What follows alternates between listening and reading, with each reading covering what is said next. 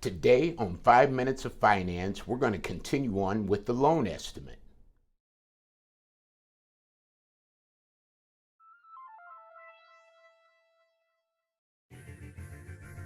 Last week, we closed out at the very bottom of the loan estimate in the area that covers the closing cost. We're going to do a little review before we move on. Under the area at the very bottom, cost at closing, we have estimated closing cost.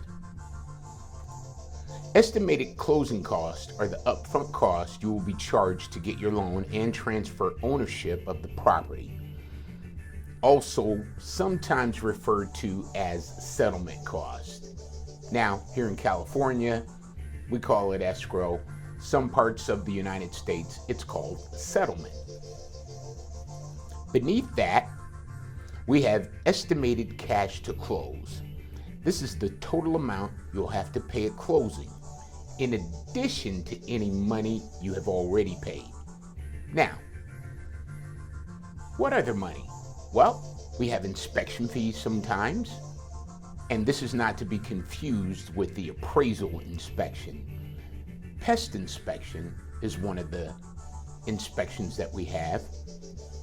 We also have the appraisal, and we also have the credit report that can all be paid up front before any of these additional fees. Now let's move over to page 2.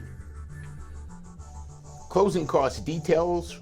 Right underneath we have loan cost and the origination charges. Now, these origination charges are the upfront charges from your lender for making the loan, which includes the broker fee.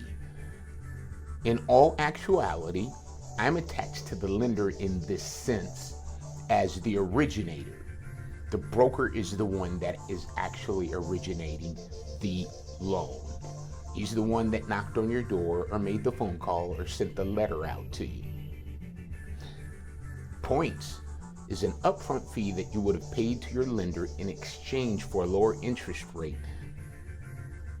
Does this sound familiar? Of course it does. It's in one of the previous videos called Buying Down the Rate. That's what we're doing here.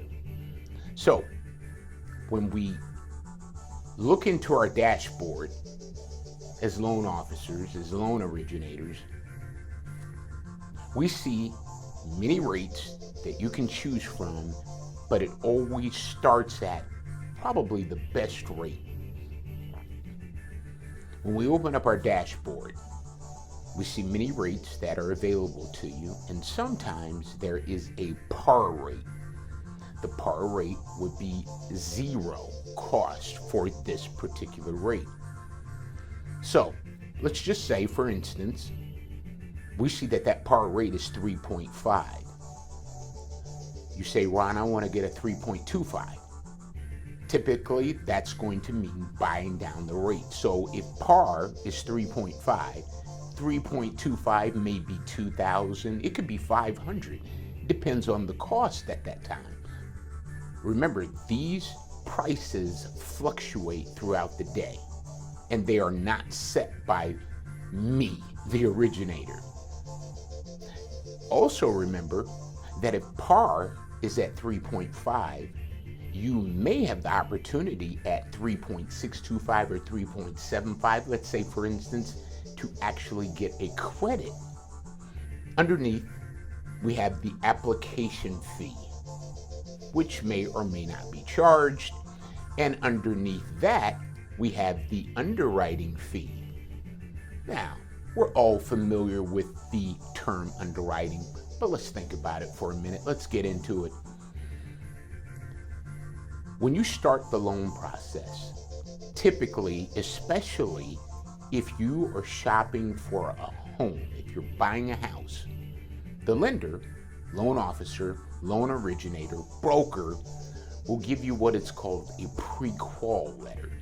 Now, this pre-qualification simply means that based on certain information, which is fairly minimal, credit score, income, and expenses, we can determine that you are qualified for a certain amount of money.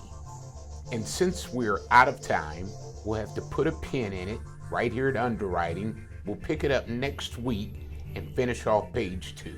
5 minutes of finance. See you next Friday.